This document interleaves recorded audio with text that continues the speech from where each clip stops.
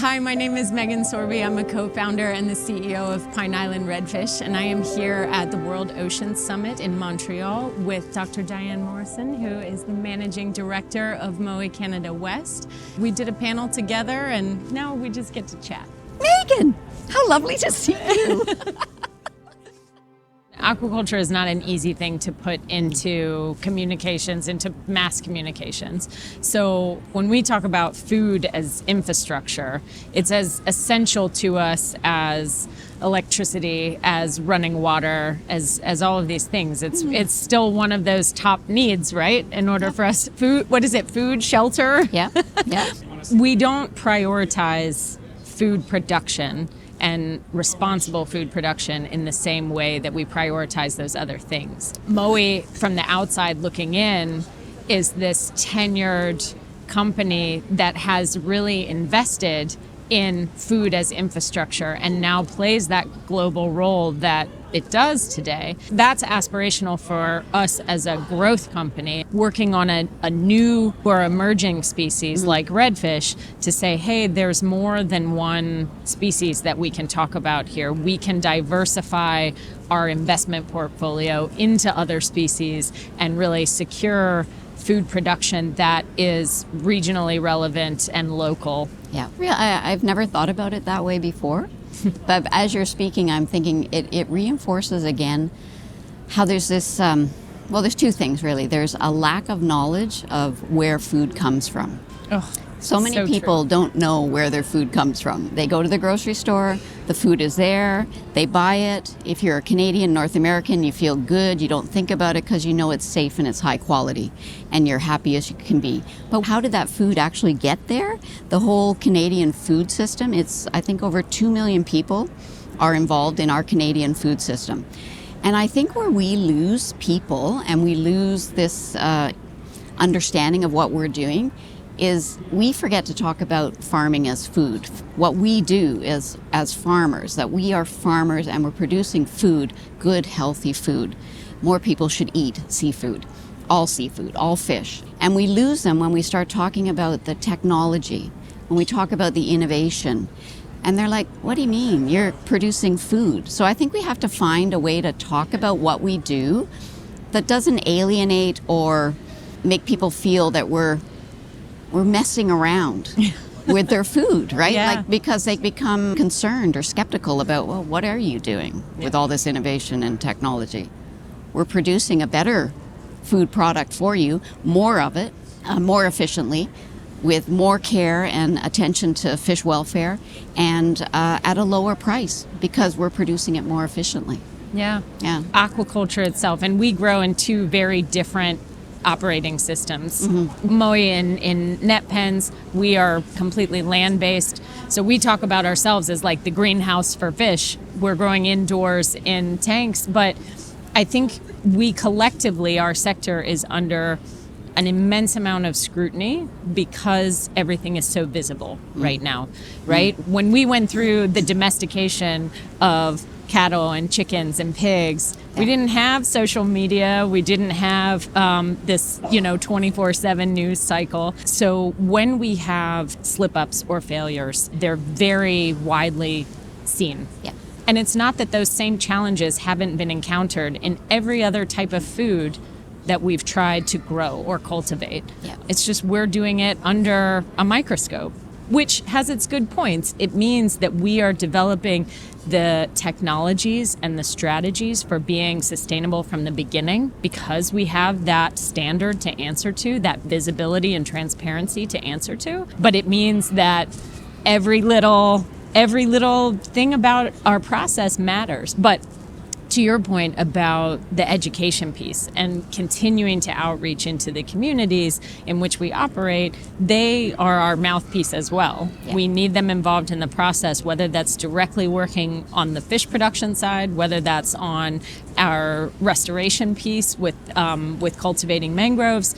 I mean, they play an integral role in our process and our ability to deliver on those sustainability promises. If it was just our team farming our redfish, getting them to market, and we still had all these mangroves, we would not be able to deploy them just by ourselves. Yeah. So it's building a network, but that's the power in it, is it's bringing people back around to that knowledge of the food system. No, it just doesn't magically appear in the supermarket. Yeah.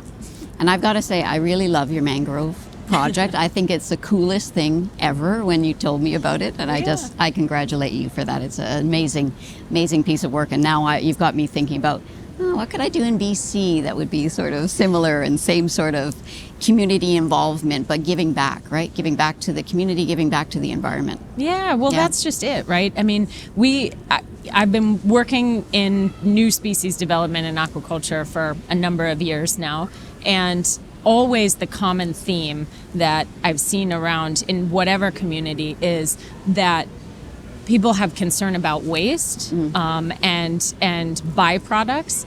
And we said, well, working with marine fish, how do we tackle that? How do we tackle that in a way that makes sense, that's easy to comprehend, that we can get people involved? And that's where the concept for Pine Island Redfish really started, was tackling a social license issue and saying this is an area where we need to be delivering better. And perhaps that's where some of these types of system innovations start, is with small companies that can take a little bit of risk and say, we're going to try something different.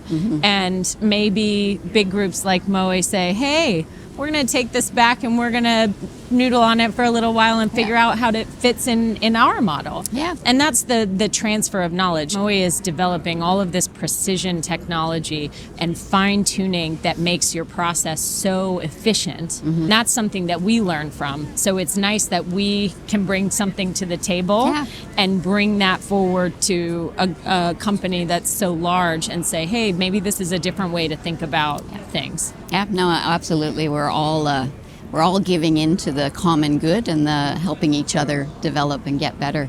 But you mentioned social license at one part in your, and I'd been thinking about trust earlier before the panel, because it was going to be one of our questions. How do you develop trust? And there's trust as a person and trust between people, and it takes time. You have to get to know the person. You listen to their words. They make promises and they follow through, and they're trustworthy. But how do you do that with a company, right? When a company could be made up of individuals that you know and trust, but it's an entity, right?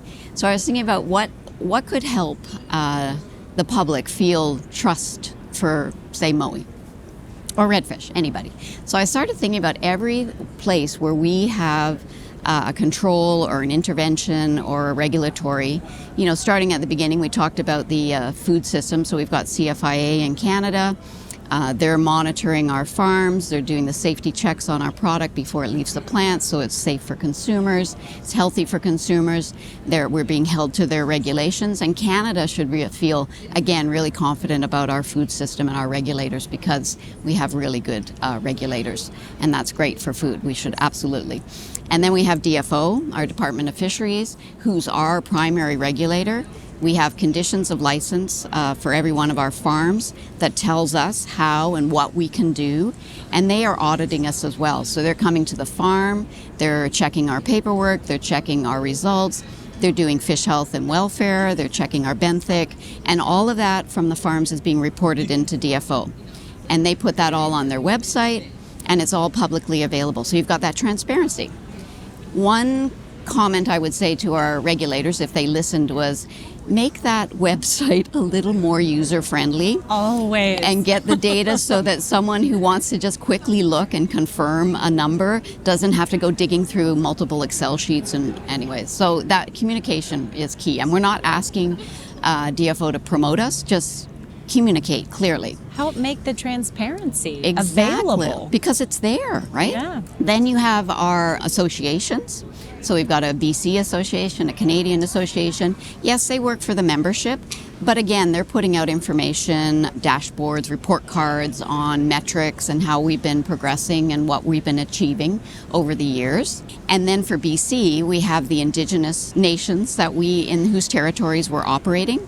So we have agreements with them, which may have additional requirements for us above and beyond our regulations. And we also have their guardians or fish monitors, farm monitors coming out to our farms and reporting back to chief and council, reporting back to the community from the community members, which is really great. And then we have the reporting that the company does on their websites, their social media. And now it's 3:30 in the morning and I've still got my eyes open and I'm thinking, is that not enough to give some trust or some confidence about what's happening on these farms? And it doesn't seem to be.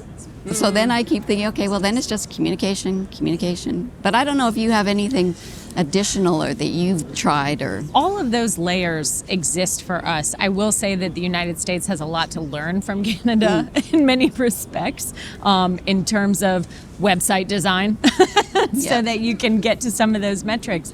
But I think the biggest thing for us is seeing is believing. Right. And perhaps that's the biggest benefit of land-based aquaculture, is that we have the opportunity to put farms in front of people. It's not always the easiest thing with some of the locations in which you farm. They're very remote. And not to say that recirculating aquaculture means that you should put a farm everywhere or in everyone's backyard. It's still farming. You still want to put it within a farming location.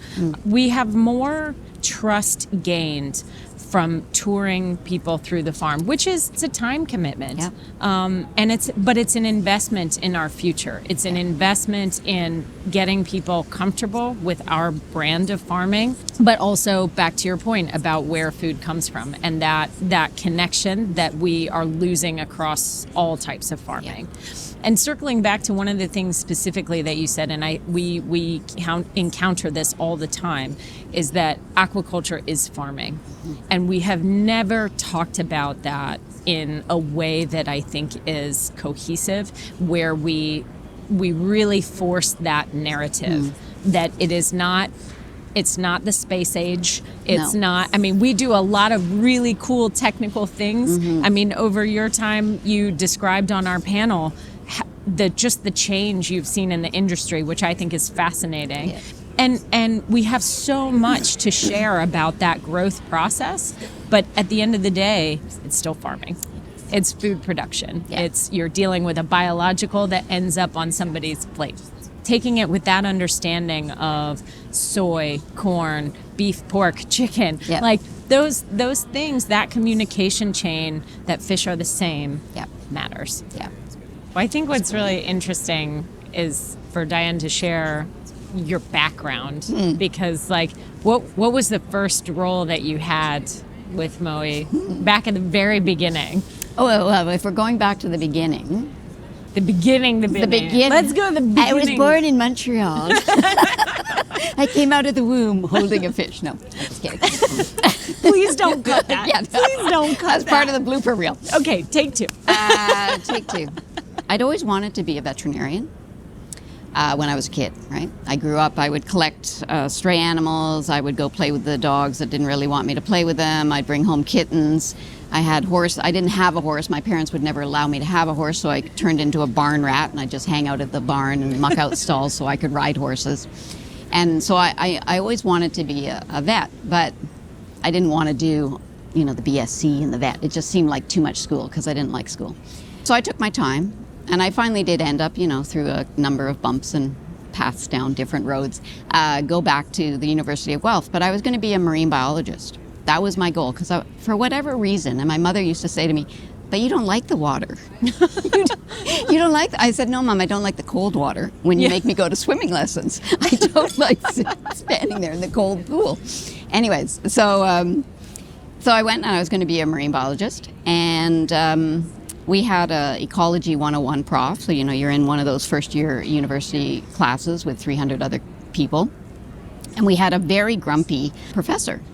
And he must have had a bad day, and it was early in the course. And he came in and he said, "How many of you think you're going to work in biology?" Right? I've taken like 5 years to come here, and you're telling me I'm not going to get the job I want? And he says, "Well, some of you will do a MSc, some of you will do a PhD, and all of you, if you're working in biology, will be doing 6-month contracts and fighting every 6 months to continue to get another contract." I'm like, this is not why I came back to school. What? Anyways. And then I read there was a Globe and Mail article about the Blue Revolution, salmon farming, starting on the West Coast. So this is 1984, 2, right? 1980. So it was just starting. It was when the Norwegians were first coming and starting the industry in BC. And I sat and went, farming an animal is going to need a vet. It'll be on the water. This could be a perfect fit. So I applied for vet school. The first interview I had, I told them what I wanted to do. And they said, well, fish aren't under the Ontario Vet Act. They're not regulated by veterinarians. So, no. The next year I came back and said, I want to do small animal research. It's probably as bad for my reputation. They said, great, in you go. I said, yes, thank you very much. I'm going to do fish. And from then on, I focused on fish. Amazing. Yeah. Amazing. So it's total serendipity and timing. And so I was coming out just when the West Coast industry was starting to consolidate. So I worked for Moore Clark, the feed company. Yep. So I got to go to all the small operators, providing veterinary services for them because they couldn't afford their own veterinarian. So the feed company provided it. So I got to see all these different operators and how they operated. And as a new vet coming out, and I had a great mentor, the vet I worked with, he was great, Mark Shepard, I got to see so much. Like I didn't get into one company and funneled down their thinking. I got to see a whole bunch of different ways and what worked and what didn't work. And it really, that was the start of it. And then just the people in the industry are just so amazing. Like that really hooked me as well. Isn't that best crazy? People ever. Yeah. Crazy about, I don't know what it is about seafood, but it generally tends to invite some of the best people I've ever met. It becomes this little family. Even if you've never met before, you just immediately latch on. You're like, oh, you know the pains. Maybe that's it. Yeah, that's right. Yeah, no, it's true. And then I was a technical support. And I did that for 3 years, and I got frustrated because by the third year I was hitting with these farmers the same problem every year. And I'd say, why didn't you do blah, blah, blah? They said, well, you didn't tell us it was in the hatchery, and we're just seeing you now on the seaside. So I realized if I was going to make change, I had to be in the company. Yeah. So that's when I went to another company. I went to BC Packers at the time. Okay. Became Heritage Aquaculture. Is a Cermak now. That was the whole, right? So I was their veterinarian, fish health manager, did a stint as a freshwater director as well. So that really got me into freshwater and broodstock, which I love. And then I went to Marine Harvest, who then became Mowi. Yeah. So fish health manager, fish health director, food safety added in, and then 8 years ago, managing director. Wow. It's such a growth trajectory. And I love how it just, at every step, you just experienced a different part of the process, of the whole process. And I think we get siloed really easily, as you said, like funneled down into one little tube.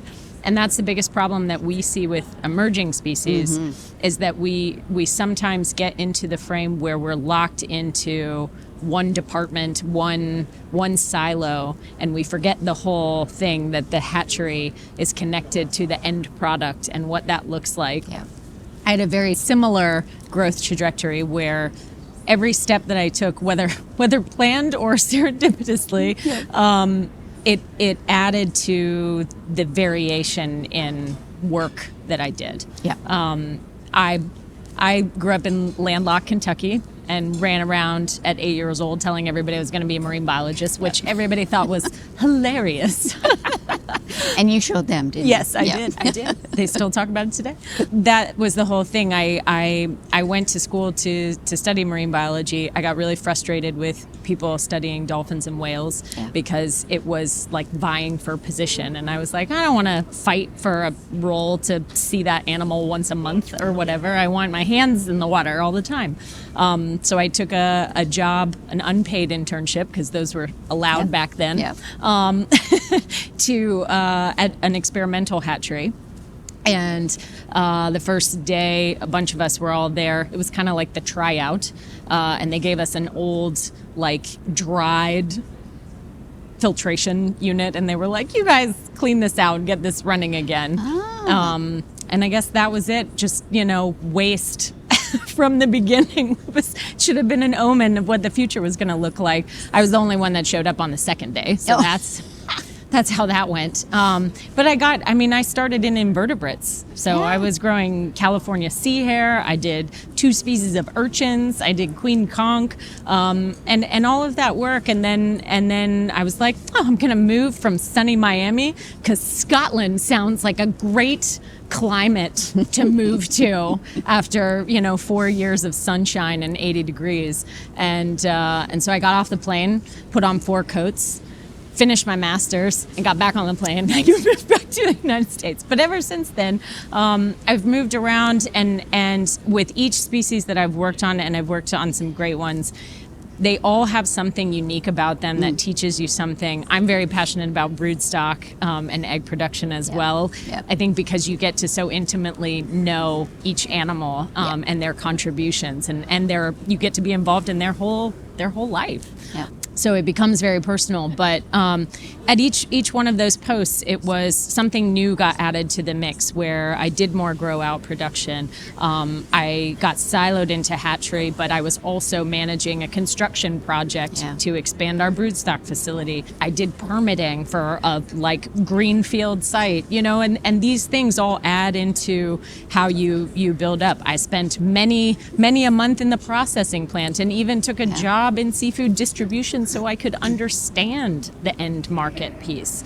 And I think that was the best preparation for getting to where Pine Island is today, is that both myself, my partner Tom, we took those opportunities and made sure that we were going to understand all the facets before we were like, let's hatch something on our own. Yeah.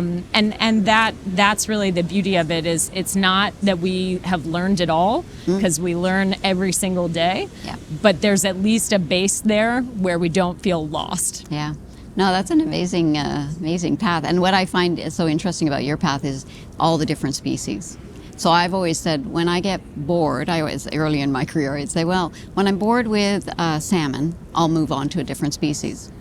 But I'm still not bored with salmon because there's still so much more. But I really appreciate the fact that you had so many different species that you worked with. I think that's super cool. It's a lot of fun. And it just goes to show that salmon has paved the way for all of these newer species to make an impact to the industry. As I think we were talking about earlier, we have to diversify our portfolio of foods. And likewise, we wouldn't want to eat salmon all day, every day, although I love salmon. Yeah.